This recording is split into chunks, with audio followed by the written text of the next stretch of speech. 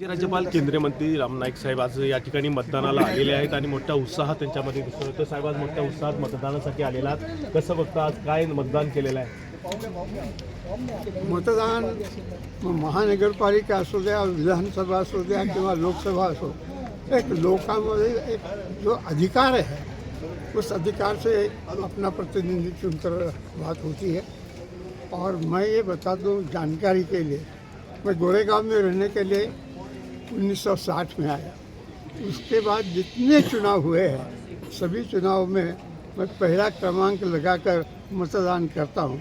और उसका उद्देश्य ये होता है कि होने के बाद बाकी के जो मतदान केंद्र है वहाँ पर भी मुझे मतदाताओं को नमस्कार करने का एक मौका मिलता है।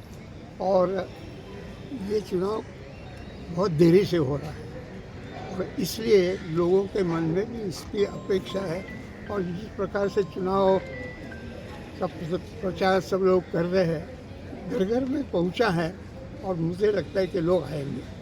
एकंदरीतच जे मतदान गेल्या म्हणजे पूर्ण निवडणुकांमध्ये मोठ्या प्रमाणात आरोप प्रत्यारोप झालेले आहेत. मोठ्या प्रमाणात कधी नव्हत अशा पद्धतीच्या ह्या निवडणुका झालेल्या आहेत आणि यामध्ये आता निकाल काय होईल काय नाही. मात्र तुम्ही एकंदरीतच आता एवढं 92 वर्षाचे आज मतदान करण्यासाठी आज मतदान केंद्रावर आलेला आहात. या निवडणुकीचा निकाल अपेक्षित कसा आहे किंवा काय काय घेऊन मतदारांनी मतदान केलं? नहीं, मुझे ऐसा लगता है कि निश्चित तौर पर भारतीय जनता पार्टी और उनके साथ जुड़े हुए जितनी पार्टियां हैं वो पहले क्रमांक से मुंबई में आएगी, ऐसा मुझे विश्वास है।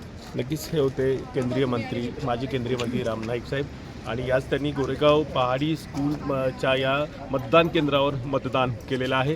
दिवसभर मोठ्या प्रमाणात या ठिकाणी मतदारांच्या रांगा देखील लागलेल्या आहेत. कॅमेरामॅन वसीम साहिम इम्तियाज मुजावर, लोकशाही मराठी, मुंबई. लोकशाही मराठी ऐका, पहा, जागरूक रहा.